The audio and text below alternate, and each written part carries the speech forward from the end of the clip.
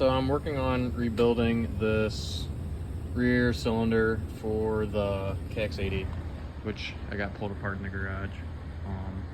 I am doing this before I put the side cover back on with the new water pump and stuff. That stuff's almost ready to go, but I was doing this first just to get it out of the way. So far I've got the piston pulled out of it. It was really nasty and rusty. I'm going to clean all this stuff up. There's just a little snap ring in there. If you pull like the dust booty up, you see in there's a land for that internal snap ring, so pull that out. And I cleaned it up a little bit already, but there's a bunch of junk in there I'm going to clean out. And then there's another internal snap ring I'm going to pull out. I'm going to pop that supply tube out and clean out in there. And I think there's a seal in this side that I'm going to be able to get out. So I got it completely pulled apart now. I started by pulling this apart, like I already said. Internal snap ring. This came out pretty easy. Just get the boot out of the way. That'll pull out. The side, I did that next just to clean it up. It actually doesn't have anything to do with taking like the parts you're going to replace, the piston, the spring, and the seal out. But just for the sake of cleaning it, I mean, this thing is really filthy. There's a ton of corrosion in there. So it's a good idea to pull it out and clean it. That's got an internal snap ring, this, and then there's a O-ring that sits in a land in there under this plastic piece. Obviously this is plastic, so you want to be careful. I just put it in the vise and took some penetrating fluid and a set of pliers and just slowly kind of wiggled it and pulled it out, but just don't go yanking on it because you'll destroy it. So that was it for that. And then my piston was super gunked up. I mean, this thing was just filthy. It was actually completely frozen inside the cylinder. So what I ended up doing was taking a punch in the end of it, flipping it up this way, sticking the punch down here, and using a hammer to ever so slightly kind of beat it out, almost like you would a U-joint or something similar to that. You don't want to use too much, go crazy, because you'll just break stuff, but it did come out, so that was good. But it was very, very frozen, and this cylinder kind of looks like crap. So I'm going to do my best to clean it up and put it back together. But you can see just all the nasty corrosion. This thing hadn't moved in a while, clearly. So I just wanted to share my little redneck method for cleaning this out.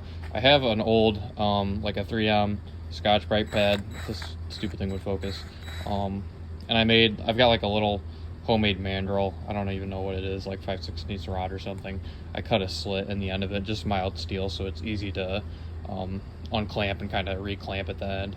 Stuff that in there. So just a nice slow drill. So I'm going to stick this in there, and what it's going to do is that 3M stuff is really nice for just cleaning surface material without really worrying about removing excess material like you would with sandpaper or like a grit paper or something like that. This is actually going to take away material. This really isn't.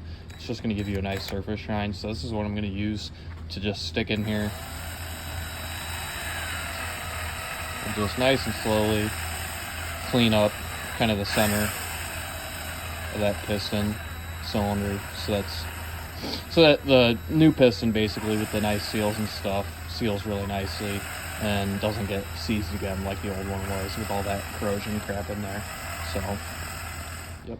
So you can see that my 3M Scotch-Brite mandrel contraption worked pretty good to clean up the inside of the cylinder, give it a nice finish. So now she's ready for the new piston and seals to go back in. All that corrosion and dirt and crud is cleaned out of there, and the surface of the cylinder looks really nice. So I'd say it's ready to get rebuilt.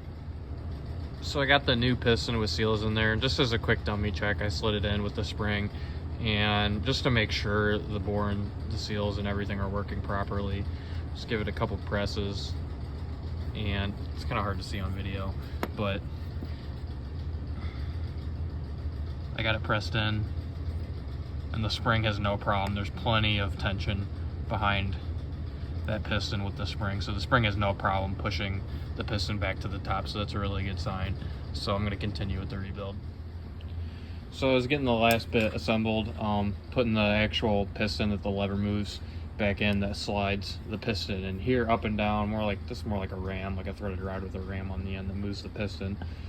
But the kind of the trick to get it in. Obviously for this whole job, what you're really gonna want is a set of snap ring pliers. These things are super handy. These ones are like some fancy snap-on ones that are reversible for internal and external. You can spin them and reverse them, but these make it so much easier. But on this part, the trick to this one is you're gonna, and these have a nice angle on them, which makes it just perfect for this job. So I use it and got it started into the bore, and then what I actually did was I used 2 screwdrivers that were small enough to stick in there, one on each side, and then I just kind of pushed back evenly until I felt every single point around the circle click into the land. That way you make sure just to make sure the circlip's all the way in. That's like the easiest way, just to push it back with 2 screwdrivers, so you're pushing evenly on both sides, and then just push till you hear it click. And now it's in there, and you can see that piston moves now, which is good. Moves, and the spring retracts it back to where it's supposed to be. So I'm gonna throw it back on there and get this blood and see if we can get this rear brake on the KX to work.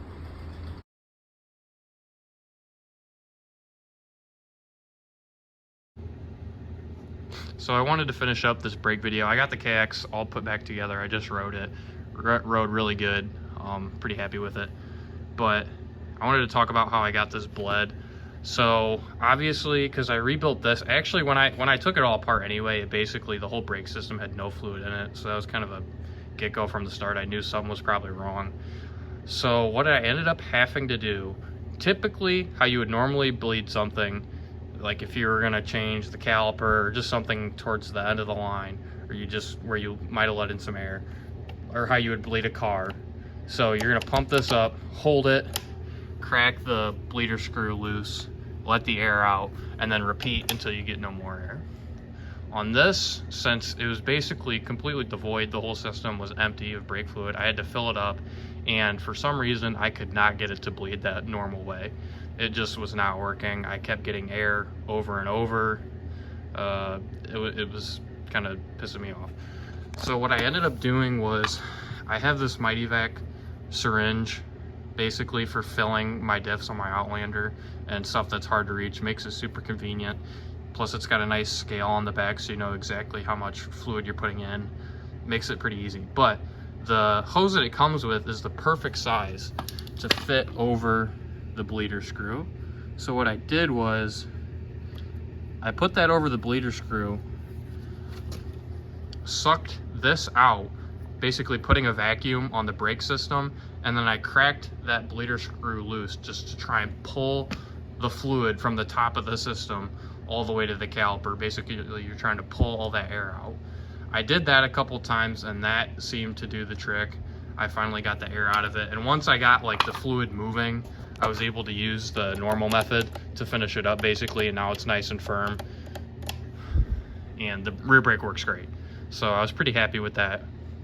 But just kind of an additional tip, that Mighty Vac came in super handy. So basically I was able to kind of power bleed it with that little vacuum syringe. So that was perfect. So other than that, yeah, the rest of the KX is put back together too. So I think that'll do it for this video.